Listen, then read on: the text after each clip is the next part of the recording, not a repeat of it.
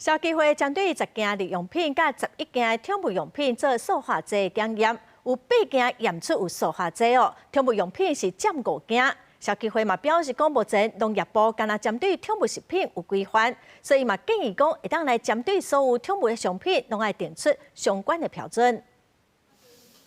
特定食的拢是咱定看到的日用品和宠物用品，也毋过这塑胶物啊甘当安全。塑胶用品可能会造成环境甲健康的危害。消基会有针对市面上和网络顶抽验21件塑胶用品，敢若5件是完全符合标示规定的，有的产地和成分材质等等拢无标清楚。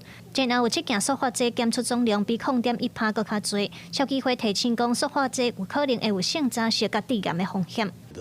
有一个绿色的这个素垫。那小朋友在使用一定会透过皮肤接触。那另外一个就是这个发夹之类等等，我们一般这是属于邻苯二甲酸酯类的塑化剂，所以大家都把它讲到成是环境荷尔蒙了。实际上比较怕的话，就是以后男不像男女不像，简单一点讲就是这样子，会影响到他的这一个性别性向的这一些。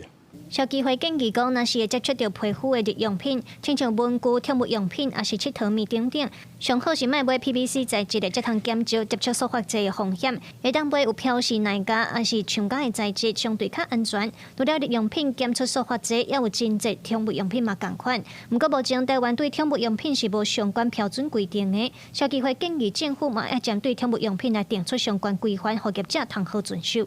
那政府应该针对电商或各种购物的平台部分，就这个商品揭示的这个资讯部分那应该要让它透明化，也要去强力稽查所有的宠物商品也要订定相关的标准，让业者有遵循的一个准则。